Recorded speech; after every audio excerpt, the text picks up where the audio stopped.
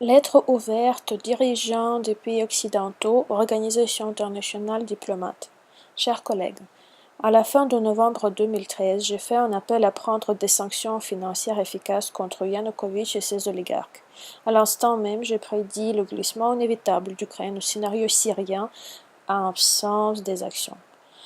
Nous pouvons tous facilement voir que cette prédiction se réalise. Pourquoi n'est-il pas vrai? C'est extrêmement simple, tout comme en Syrie. Premier, même Poutine qui organise et sponsorise la bagarre. Deuxième, le même régime efficace, répressif et kleptocratique dirigé par un homme qui a fait tant de crimes qu'aucune garantie ne lui feront changer d'avis.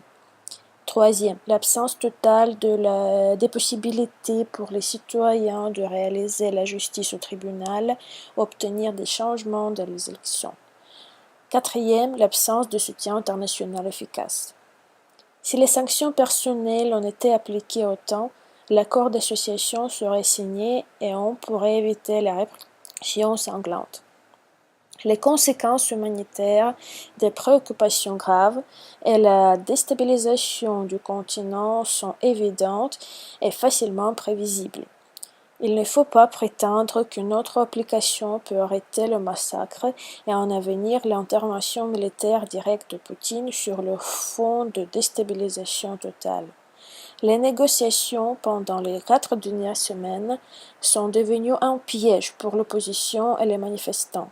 Elles ont été utilisées par Yanukovych uniquement pour le regroupement des forces, la répression de la résistance interne dans leurs propres rangs et la planification des opérations de la répression de la résistance civile.